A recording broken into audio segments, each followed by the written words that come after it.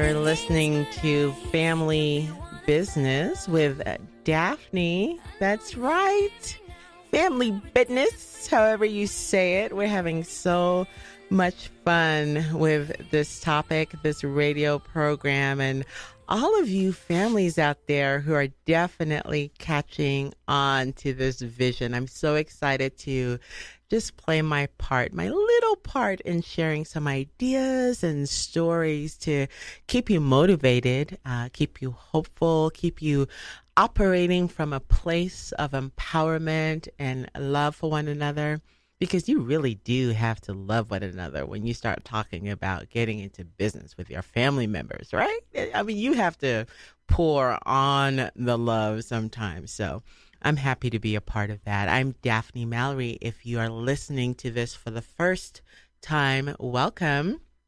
You can learn more about me on my blog, daphnemallory.blogspot.com, daphnemallory.blogspot.com. But if you want to learn about all of the adventures of Daphne Mallory, myself, you need to go to my Facebook page, Daphne Mallory ESQ. Now, do not forget the ESQ. There are apparently 4 or 5 others out there, so you want to make sure you have the right one. If she's not talking about family business and community development, it may not be me. So make sure you add that ESQ to Daphne Mallory.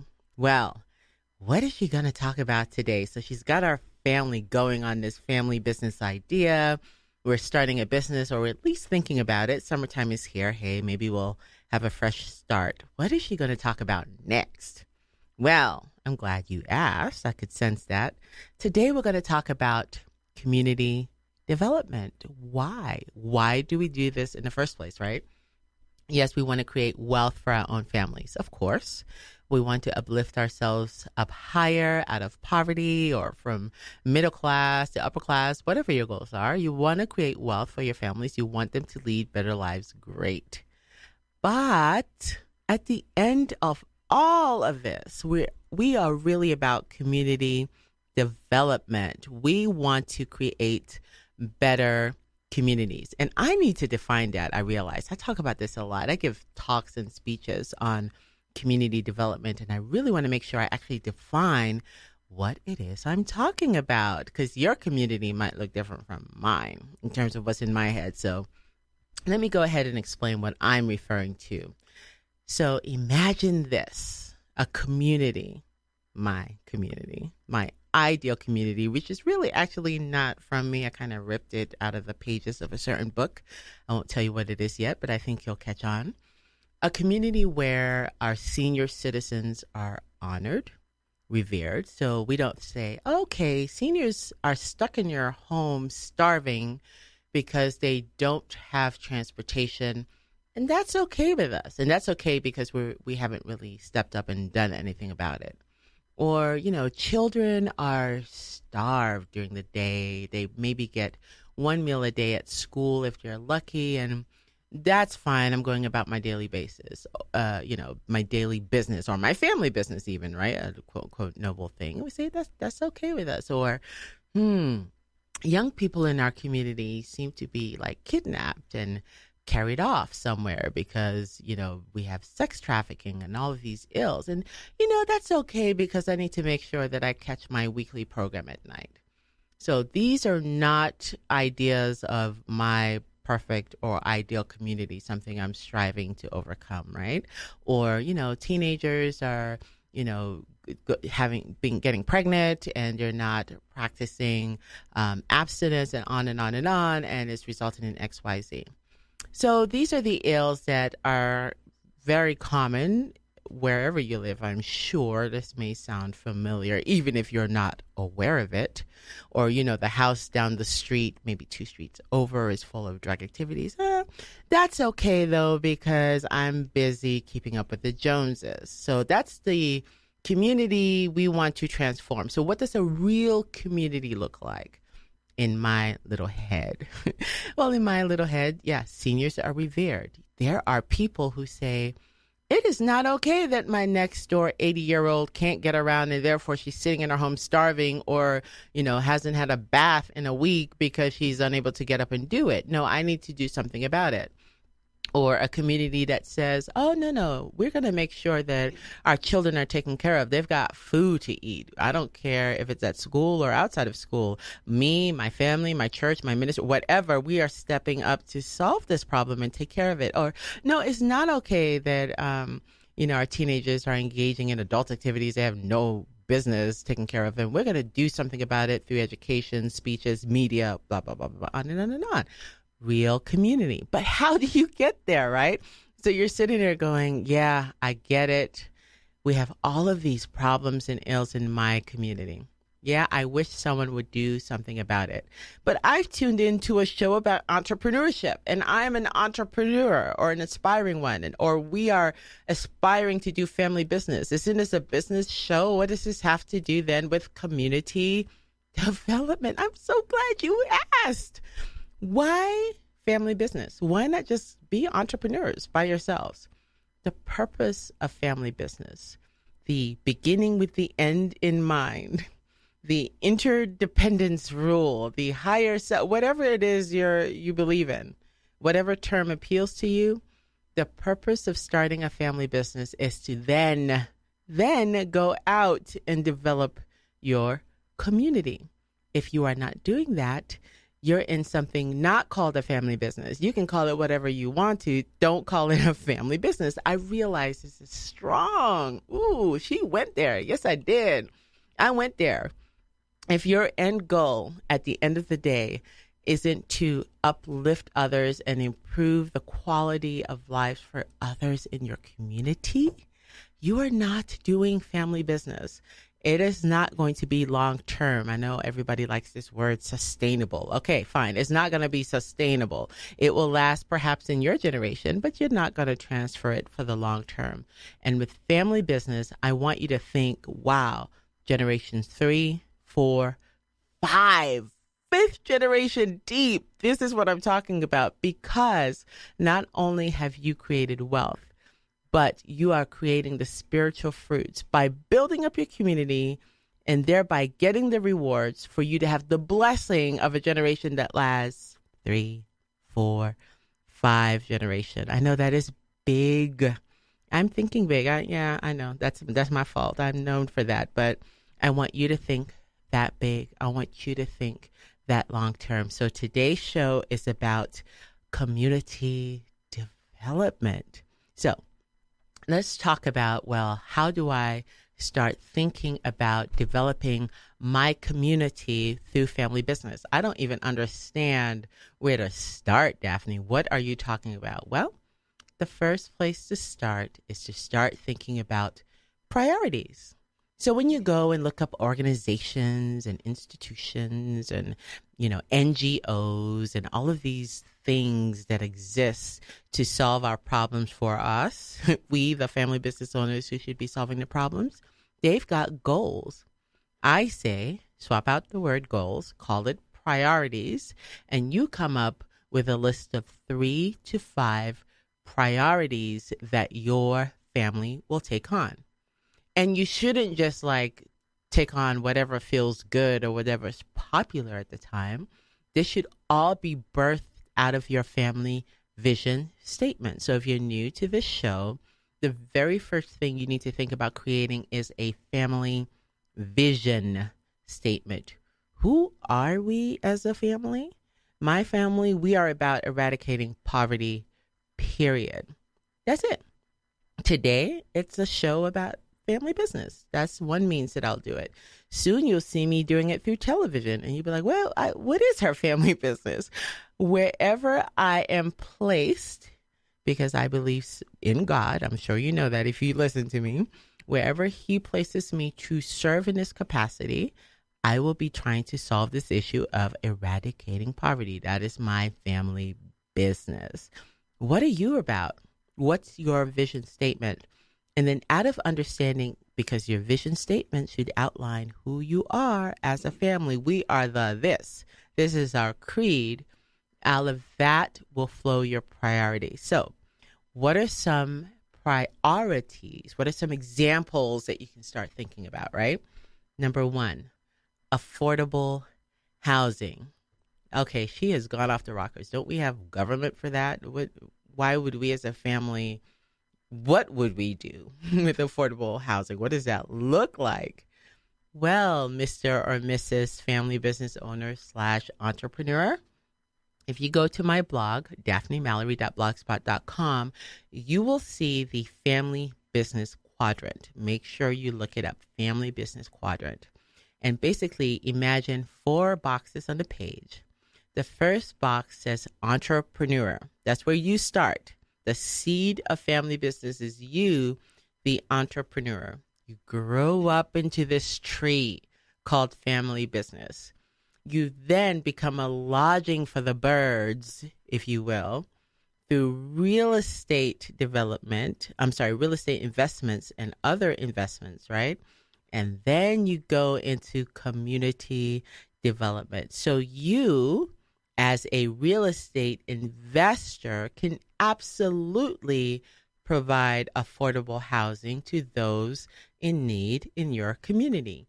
You, Mr. or Mrs. Entrepreneur, can go ahead and buy and invest in single-family homes, apartments, triplexes, duplexes, multifamily housing, on and on and on and on. Become a superior landlord, one who is excellent, fair, and just. You can even lower your rates if you choose to assist seniors or perhaps that teen mom who has found herself in those circumstances and needs housing. Yes, you can be the one to provide housing to the vulnerable in your community. And you don't have to be a nonprofit or governmental agency or whatever to do that. You can do that by yourself. Do you understand how threatening family business becomes now? Do you get it? The fear around family business is that you are strengthening and empowering families to take action economically and socially by themselves, as you should be doing, because you are the true foundation of any community. A community that is right side up has the family as its foundation. And upon that, you have programs and housing and this and that and on, all the way through to politics and political appointments. All of that stuff should be flowing out of the family, not the other way around. That's the power of family business. So if you've always had a heart or a passion for, you go by, and I do this because I love real estate. Diamonds are not this girl's best friend. It's real estate. Buy me property, get me a duplex or something that I can, rehab and get rental monies off of. Yes, that's my best friend, not diamonds. That's how I do it. Or land, either one. And so as you're driving by these abandoned properties in your neighborhood or, these drug houses and, things like that, just blights in your community, you start thinking, now, wait a minute, can I purchase that and turn it around? And whatever it is you believe in, as you know, for me, I'm thinking, how can I turn this around to glorify God? Can I beautify this and get a family in there? And get them empowered, get them back on your feet. Wow. Affordable housing. That, just get that out of the profits of my business. Just do it like that. Or, make it happen. Go negotiate and get that property maybe for $1 using my, legal skills and showing how it benefits the community to have this property turn around so it's not a meth house anymore, whatever it is. Use your creativity as an entrepreneur and think affordable housing. I, not them, or they are the solution, period. So that could be a priority. What's another priority? Safety in your neighborhoods. Yes, I'm glad that there are officers out there. But did you know that also ordinary citizens can look out for the safety of others? When I was growing up in high school, there was a guy, an older gentleman, I'll never forget him. He would always be out there after school just watching us. We'd all say hi to him, hi, and he was just a steady presence. And what a blessing, because I went to high school in a very, very, very low income neighborhood with lots of drug activities and other things. But I could depend on that guy being out there, and he was watchful, and he was older, but boy, was he ready. I know he was like, if anything would ever happen, he would be ready to call someone or have police come, whatever. He was there being watchful. There are communities out there that organize neighborhood crime watch and even patrol streets. Just, like mothers and fathers. Yeah, ordinary people. Why? Because they care. That's the expression of love. How? Because they have the time to do so. Well, how do you do that if you're working 9 to 9, right? You do that because you have the flexibility in your schedule because you own your own business. You own your own time and freedom. So think about safety, watching out for the little ones in the neighborhood, or going down to your city hall and proposing that XYZ be in place to continue or strengthen or ensure the safety of your neighbors. On and on and on. Maybe it's writing locally. I write for my newspaper here in town, Times News Magic Valley, and I write a senior living column. And so I just wrote an article coming out tomorrow talking about scams. So trying to alert senior adults in my community about summertime scams and how people come door to door and all of the nifty ways they try to get money out of our senior citizens. Well, that's kind of like a watchdog kind of capacity, right? So using my writing skills to do that. Whatever your skills are, time and talent, put it to use if that's a priority. Think safety. Maybe it's raising awareness that, you know what? Our young girls are going through some stuff in our community. Show a film about it. Talk about it. Explain what's going on. Go and negotiate with your local pastor and say, hey, would you mind opening up your church so that girls have a safe place to come to if they suddenly find themselves homeless, and at least we can get resources into their hands? Would you be willing to do that? Think you're an entrepreneur. You can talk, you can negotiate, you can sell, you can organize. All of these skills and talents and gifts lie within you. Put it to use to develop your community. Fresh water. Now you're thinking, well, every community in the U.S. has fresh water. Well, first of all, I am so honored to be talking to an audience worldwide. And for some of you, fresh water really means that you are going to the river to get water, which is not so fresh. And so how do you start dealing with fresh water? Doesn't the government take care of that? Shouldn't we just wait for someone else to come in and bring a well? No, you go organize that. You know how to organize your time. You know how to write. Get a project together. Think crowdfunding. Maybe go to existing organizations, members that belong to groups such as Rotary, and say, hey, we need a well in this village. We need a well in this community. We need fresh water. Would you help us? And partner with them to get them something done. If you're in the U.S. and you're thinking, well, of course we have fresh water. Oh, I don't know. Maybe you don't. Maybe you need to go and look at your water report. And then maybe as a family business owner who has the time, talent, maybe even wealth to be able to travel and bring things to other people's attention, maybe you go and say, okay, well, how do we solve this? And how can I help in this process of proposing something and getting passed? So whatever level of class, quote unquote, you're at economically, you can leverage your family business to solve something like fresh water. That's amazing. I know of a gentleman whose passion is providing very low, I don't want to say low level, but very, very basic water filtering systems to villages. He just does it. He's just an entrepreneur. That's his passion. He wants people to have fresh water. So he goes in and installs these water filter systems, and, everyone can go to the well and get fresh water. He's not part of any organization. That's just his heart. That's just his passion. Now, you're not hearing me say never work with an organization. That is not what I'm saying.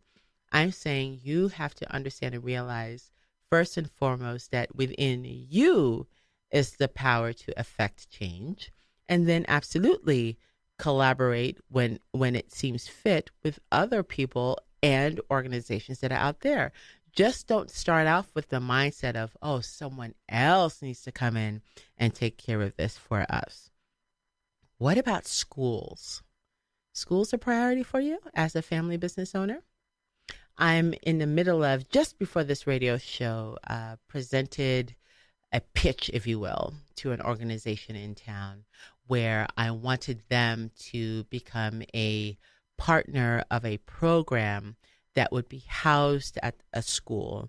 And the purpose of the program would be to promise and provide those students who would eventually graduate college tuition or college assistance or a scholarship. And so my passion, as many of you know, is entrepreneurship education. And many of you know I'm also a homeschool mom. So you're like, why is she doing anything in the school? Well, maybe I should just, forget about kids because I homeschool, right? Of course not. I care, I'm about my community, period. And so wherever I can assist, I'm going to try to assist. And so that's one tangible example of trying to bring this national program into my local community, housed at a school, specifically dealing with education. Now, you can do that too. You can go out and say, yeah, my passion and goals as a mother or father, as a family, aligns with these people's passions in terms of education. And they have already got a successful history going on. Why not just import that program into my community at this school? And maybe you're needed to do that because at this meeting, I'm sitting there and I realized that everyone I was talking to was just so swamped with their current work, their most current, pressing today, next week, this month work, that presenting a vision for the next 10 years was just, quite frankly, too much. But for me, as an entrepreneur and family business owner, that's how we think. You have to think 10, 20, 30 years to survive and thrive. But they could not see that. They could not think that far. It was like, what's ahead of us today, next week, 30 days. And so that's why you're needed. To be a family business owner is to think long term. And there are existing institutions and organizations where you live that just, quite frankly, can't think that way. They're swamped. They're swamped with work. And sometimes, quite frankly, they're also not taught to think that way. They are not entrepreneurs. You are. So you go be the solution. Find something that appeals to you in terms of education. Another area in terms of schools or education for me is STEM. Have you all heard about STEM education? Science, technology, engineering, and math. Making sure that we have those skills back. I had an experience where I was looking for someone in my community to develop a specific mobile app to help my family business. Well, that process was, a nice way to put it, very difficult. Very difficult. And my peers who were not in my community kept advising me, well, just, go online and look at country A or country B. You can always outsource to them. Fine, you could always outsource to them, but I'm not developing my community. I want that resource right here that I could go and have coffee with and have them develop a mobile app. And so I started thinking about STEM and the need for helping young people who are called to do so, to have a pathway and passion and help them with their passion to be in the science, technology, engineering, or math field. But that's something that I started promoting through writing, through talking. I had an opportunity to sit on a strategic planning session for our school district, and I brought up STEM. It was ultimately adopted as part of the school district strategic goal. And so whether it's just simply being a voice or actively bringing a program in or advocating, these are all ways that family business owners can absolutely help to develop their community. And here's one more thing that I've thought about as well. In addition to education, what about employment? Now, that's going to take a while. So what I'm going to do is I'm going to see you. I'm going to take a break, and I just realized I'm like, "Wah, wah, wah, wah," and you're like, whoa, this is huge. This is too much. So I want you to definitely think about what I've said so far. Let it sink in. Maybe identify a couple of priorities that really hit home for you. And then, just set it aside for now. After the show, definitely think about it some more, develop it some more, and talk about it as a family. But when we come back, I'll identify some other priorities that might fit your calling as a family business owner. And again, you're listening to Family Business with Daphne, and I will see you on the other side.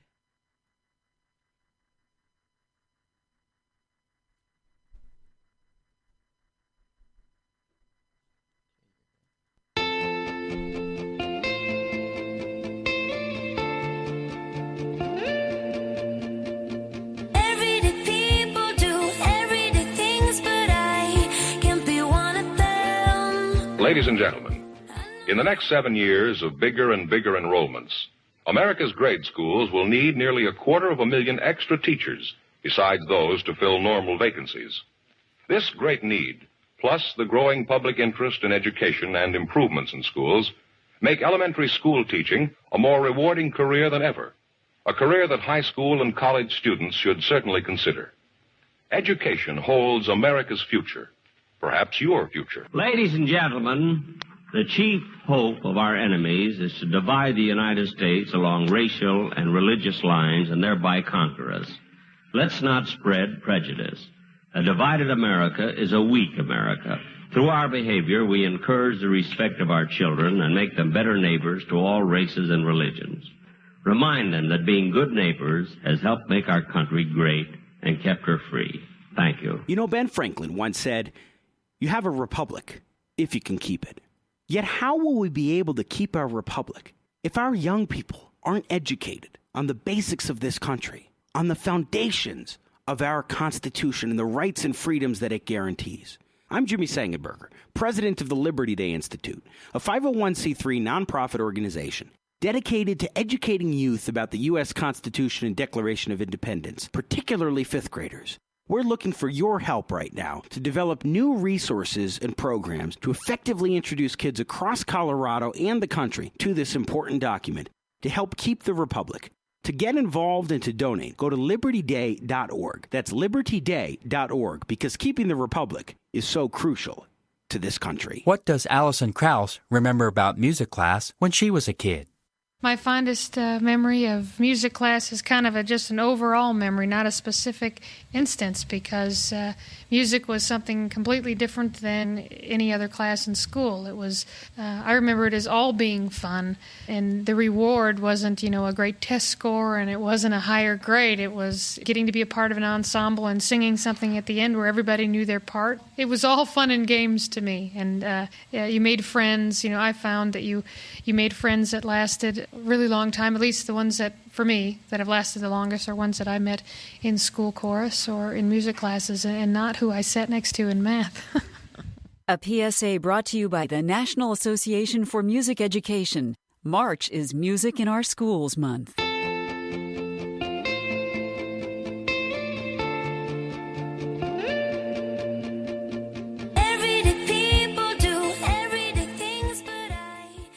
Welcome back to Family Business with Daphne.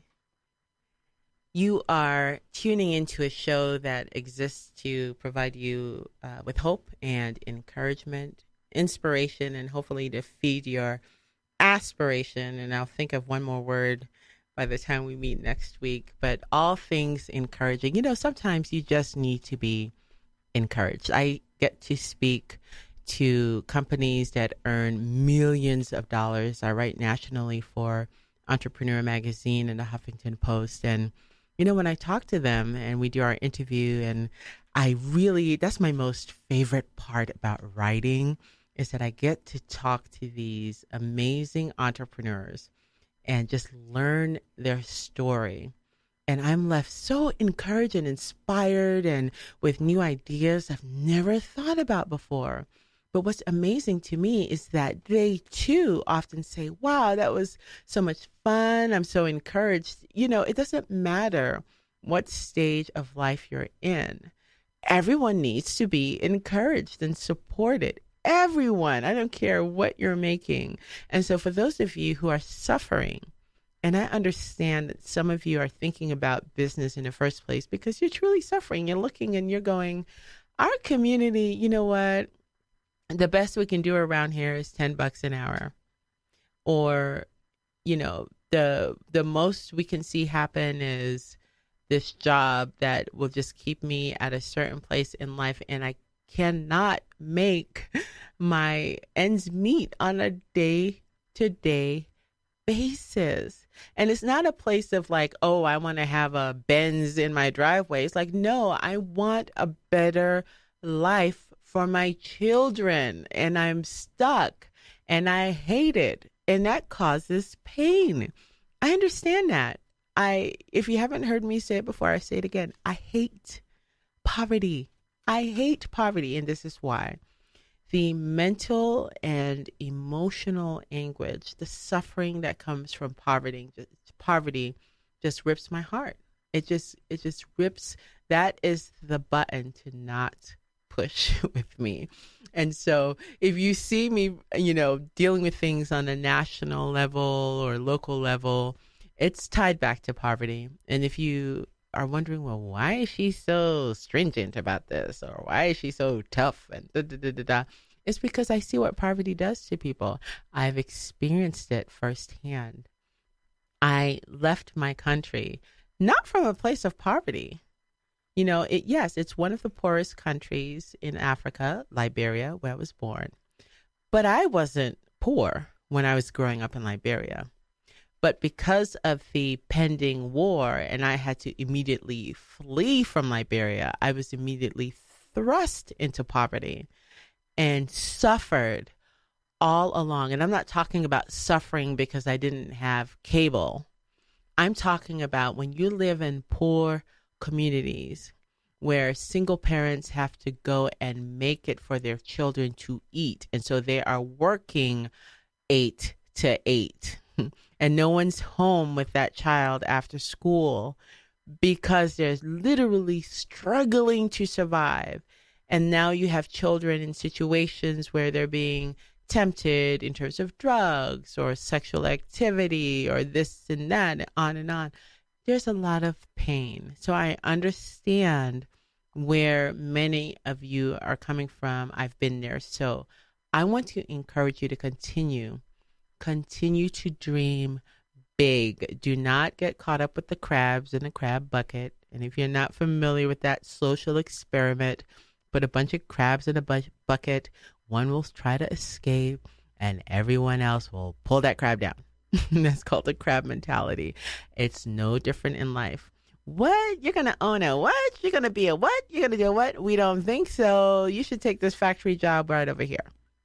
Now, yes, if you have a factory job and you are just completely happy about it and that's your place of gratitude, great. I'm glad for you. If that is your calling, yes. But for some of you, it's like, that's all I see. And everyone else is telling me that's all I can be, so that's it. And that's not true. There is another path. It's called entrepreneurship, and it's called family business. And that's what this show is about.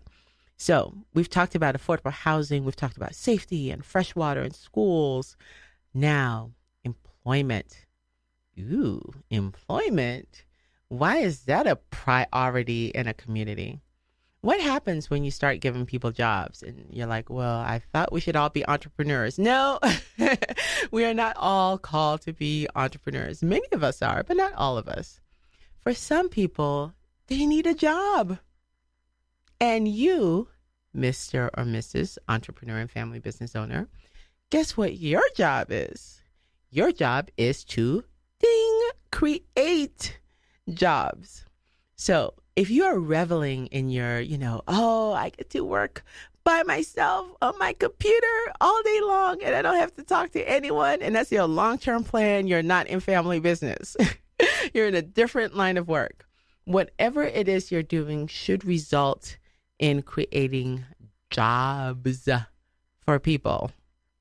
Okay? And maybe initially that's for your family members. Maybe that's for your teen.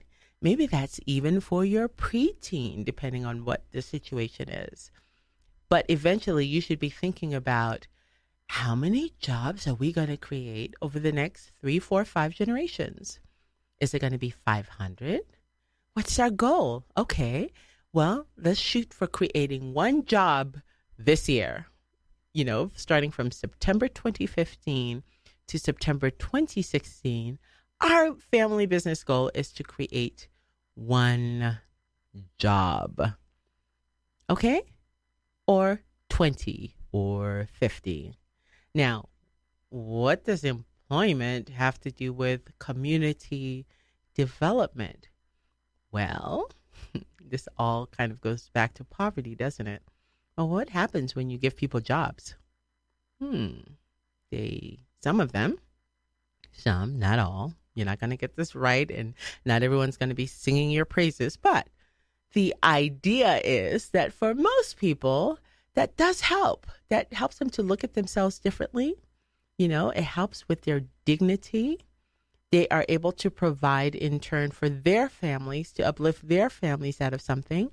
It just raises and uplifts the entire community. The more jobs that are available for people, it gives them the wealth needed to provide and meet basic needs. Look at communities where there are no jobs or little jobs. What do you see happen? Look at the correlation between crime, okay, and high unemployment, drug activity, and on and on and on. So, yes, you should be thinking about, well, what kind of jobs can my family business create? And how soon can we do that? I mean, how much would we pay someone? And how do we get this going? What should be our plan? That's the mindset I want you to think about as you're seriously thinking about community development. Now, here's a twist. If you really want to get funky, think about jobs that you can create for people who traditionally may get passed over. What about that 70-year-old that was 70-year-old in your community? Might you create a job for that senior adult who gets, continually is just passed over because of, quite frankly, age discrimination? Would you take the time to train a senior adult on computers to do basic office skills for you? What about that refugee in your community who's come to America for the first, this is year 1 in the United States? Might you think, well, what's the likelihood of that person or these groups of people getting hired? Might I provide an opportunity for them? Now, if you really, really want to get down, here's another community I'm passionate about. What about people in the deaf and blind community? Might I be able to provide a job? What kind of job? What would that look like? What would I need to put in place? What technology would I need to offer someone with a vision impairment a job? What about someone who's disabled? What about an adult with autism? I mean, on and on. Think community development. Think about being the solution to these things. You have the power as a family business owner to do that. And that is what I'm talking about. What about single moms? A single mom who just had a baby who, is struggling. And yes, she might have options of assistance. But what if you provided a flexible job, something she could do at nights from her home? Give it some thought. Real community development. Now, another aspect could be natural resources. Some of you are passionate about the natural resources in our community. We kind of talked about water earlier, but there's some other things. In my community, there's a lot of activity around bike trails and, natural trails and all that good stuff. And maybe you're passionate about something else in your community around natural resources. Well, how can you solve that? Did you know that there are major corporations that will go in and, quote unquote, create a park for that city or community? Well, what if you did that as a family business owner? If nature is your passion, develop projects around that. And I know you're thinking, no, you can't do that. There's so many regulations. An ordinary person can't do that. Of course you can. You can take the time to make the appearances for whomever legislator and propose whatever thing to see that come to fruition. Think big, family business owner. Think community development. And now here's the thing. So far, everything that I've been talking about has been centered around your local community, right? You live there, you work there, you build your business there, and you can see and touch and feel it in your community. Community development. Well, what if your community is on the other side of the world? What if you seek to develop a community based on your heritage, your ethnicity, just some place you've connected to through your travel or through other work? Can you develop a community there while you're here? Of course you can. Absolutely. So, for instance, let's say, and this is so, I have a passion for developing communities in my country of Liberia. Well, what can I, as a family business owner who lives in Twin Falls, Idaho, do about that? Well, I can leverage my time and energy and money as a family business owner. I could certainly go and start something myself. That would be one route. Another route would be to start projects under existing organizations. So let's say I wanted to do a global project through Rotary. That would be one way to get that done, right? So I can leverage this organization, this partnership, this collaboration with an existing, well-organized, well-recognized organization to do this global project, to raise awareness, raise additional funds in addition to what I could bring to the table, and get a project done in that community. What about you? What is there an organization, a foundation out there that you can support through your funds, times, volunteerism, on and on and on, to organize projects in communities that are far away? Because quite frankly, you do need someone on the ground in that country to oversee the project. But if you're running your family business day to day and are unable to travel, maybe that collaboration and partnership with an existing organization makes sense. So again, I am not excluding the fact that you should be working with nonprofits and other NGOs or whatever out there. Of course not. I'm saying you start it.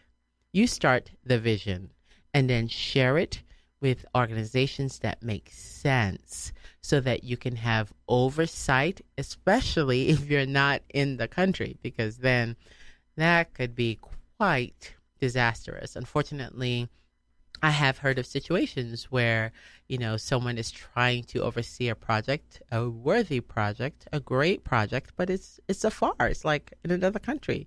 So you don't get to see, that building, did it really go up, or did all my money just go somewhere else? And there are like bricks all over the ground, if it even made it there. So you do need oversight, and that's where partnerships make a lot of sense. Now, what about social development? You're like, okay, wait a minute. Social development, family businesses. Okay, I was with you up to giving money to projects and maybe even organizing the project, but now we can play a role in social development as a family. We are not social workers. We're not counselors. We're not da-da-da-da. So I immediately want you to stop that thinking. Of course, family businesses can and must engage in social development. What is a family? People, say it with me. A family is a social institution. Whoa. So in your neighborhood, in your community, at your address is a social institution called the family. So, as a social institution, absolutely you are empowered and should be engaged in social development of people around you. So you're like, oh, whoa, that's big thinking. I know. Hang with me. Here are some examples. So, what if you decide that you want to provide a pathway to certain members in your community? Let's go back to the deaf and blind community. And this is very true. I've had discussions in my community with many of these members who feel very disenfranchised.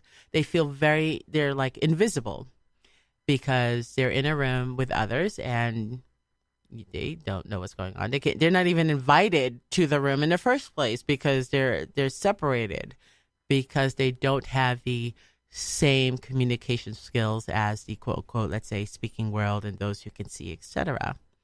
Well, they absolutely should be in those rooms. They should be brought to the table, and they should have a pathway to do that, to be socially developed in such a way that they can absolutely join us as we, quote unquote, those who may not have a deaf or visual impairment should be socially developed to say, it is not okay that we don't have the technology or interpreter, whatever it is that's missing, to have everyone here at the table.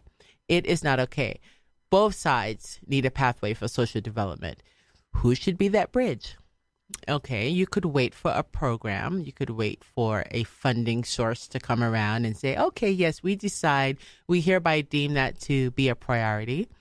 While people are suffering, you could certainly wait for that. Here is another option. You could say, oh, I realized that there's a problem. I was listening to this Daphne Mallory talking about family business, and I just realized, oh my goodness, there are people in our community who are not like at these meetings or these social activities or events because, one, they're being left out of the communication loop, and two, even if they were aware, they probably would not show up because if they came, there would be no way to understand one another or communicate. And so then you say, this is not acceptable. And then you, entrepreneur and family business owner, says, well, this is how I'm going to solve it. If I need to pull together grants, I will do that.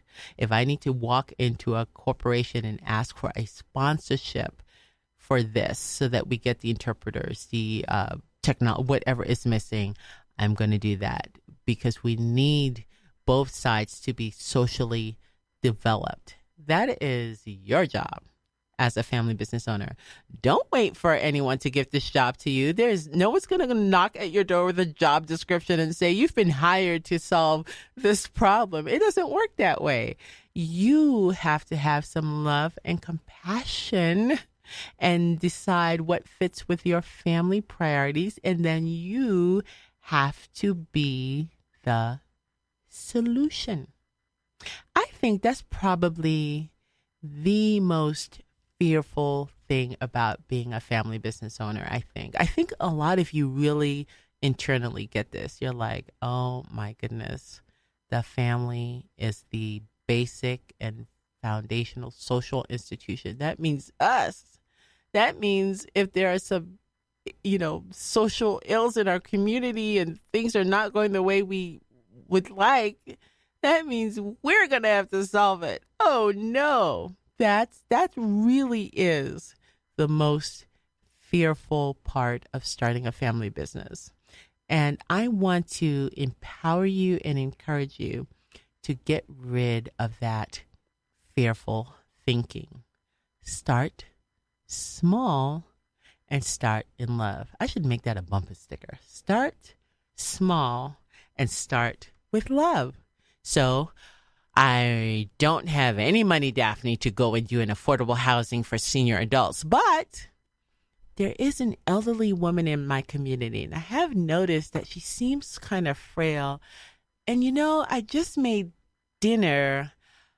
Maybe I'll just pack a plate for her. Can you start small and start with love? Or, okay, I'm not going to solve teen pregnancy through my family business today, but maybe I can practice hospitality and let that teen know that there is a place in my home for her to come and have dinner and hang, that there's a safe place, and it's at my house. Can you start small? Well, I don't think I'm going to start a program at a school, but, I do know math because I am a family business owner. And I've noticed that sixth grader, if someone could just sit with him and just show him, this little trick, this new, and I'm not going to open up the floodgates. I won't say the certain curriculum that I'm referring to, but this new way of thinking in our school system that doesn't really seem to do math like math, but maybe I can teach some old school principle that will help that person understand math and get it done. Maybe I could sit down for 10 minutes and just work out this simple basic problem. Maybe I'll do that, even though I can't solve the school problem today. Or natural resources. Well, I can't stop stuff from going in the water. There's no way. I don't have any authority over that. That's way too big. But, maybe what I can do is make sure that maybe 3 homes have like these water filters so they can have, nice, clean drinking water for the next year. I could do that. I go over there, so I would just bring a filter for them. Start small and start with love. And then once you plant that seed, trust me, and you plant that seed from a place of love and compassion for someone other than yourself. Ooh, she went there. Yes, with love and compassion for someone other than yourself. You'll see that would blossom, and you'll do more. You'll feel the joy, and you'll say, oh my goodness, how do we do that again? Or this will hit you. This happens to me a lot. I see the smile on my daughter's face.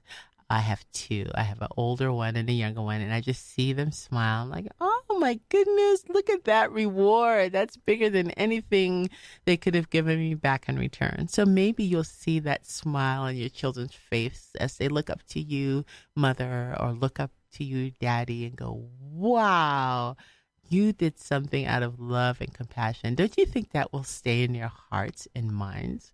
And don't you think that will make all the difference in their future as they start thinking about family business? That is the vision, y'all. So let me continue this conversation with you next time, but I want to make sure that you continue this conversation with me online directly or indirectly. First, I want to make sure that you go to my blog, daphnemallory.blogspot.com. But also go to my Facebook page because I post everywhere I write. You'll see it on that page, and fun photos of myself and little vocabulary words and little tricks and quotes and things I like to post to really just encourage you, just to drop a little bit of light into your family business day. So you've been listening to Family Business with Daphne. It has been my honor to share this time with you. Again, I want you to start thinking about how can you go ahead and start developing the community around you. What are your priorities as a family? And we'll join you next time here on Family Business with Daphne, KDKI 103.9 FM.